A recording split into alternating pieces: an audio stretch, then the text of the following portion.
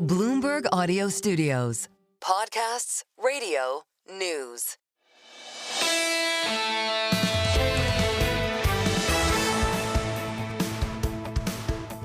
The single best idea. It was a really wonderful day. I didn't realize it was Wednesday until 2/3 of the way through the show. It was one of those summer work days where we just had, like, whatever we had, 10, 12, 14 wonderful conversations, all of them of value, and it was really hard to pick two out. Here, we went with David Malpass, controversial, some really heated opinion there with his Republican politics, serving with President Trump as former head of the World Bank.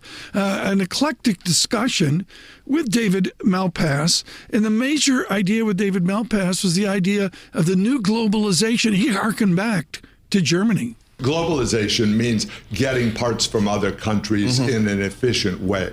So that made sense in areas. But then was it sensible for Germany to get its energy from Russia? No, from the communist Soviet Union, and they cut sweetheart deals to do it. That was a mistake. Same with China. We just went too far and had no knowledge of what we were doing in terms of the dependence. So I think as we, people use words. So globalization is this word that we think we know what it means. But I think we will stay in a market-based global economy where you can outsource, but a lot of it is going to be made in the United States. David Malpass, he dodged the conversation on Chairman Powell and the future for the chair, and also, of course, what Mr. Trump may do about Fed independence. But we thank him for coming in today. Amanda Lynam made us start strong. She's the BlackRock. Amanda Lynam here on the spread market. The difference in yield between full faith and credit governments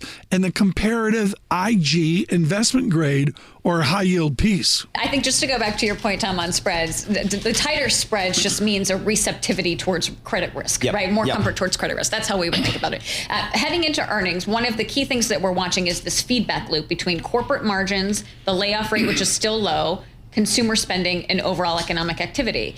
Right now, if you can see this on the Bloomberg terminal, average EBITDA margins for IG are above 20%. Average EBITDA margins for high yield are above 30%. So what we're watching is there pressure on those margins because of higher input costs, for example, and do corporates flex that layoff tool more aggressively? But going back to the earlier discussion, actually, I think we've been pleasantly surprised at the multitude of levers that corporates can flex here. And so what we're really watching for is there a middle ground between how these corporates navigate this, whether that's vendor relationships, inventory purchases, the list goes on, to navigate this uncertainty.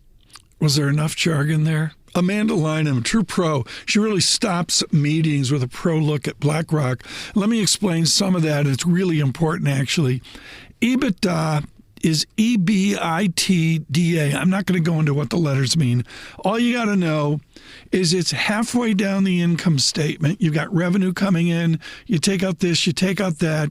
Above operating income is this thing called EBITDA, which also pulls in a little bit of the depreciation and amortization off the balance sheet. So it's somewhat a huge debate within finance. Should you believe in EBITDA? People look at it as a measure, and what Amanda Lynam is saying is they're watching carefully the resilience of the margins, the percent of sales of EBITDA, industry to industry, company to company. I just think, like, the YouTube podcast just blew up there, I think, or Apple podcast. I should just stop. Too much discussion of EBITDA. We're out on YouTube podcasts, Apple and Spotify as well. It's single best idea.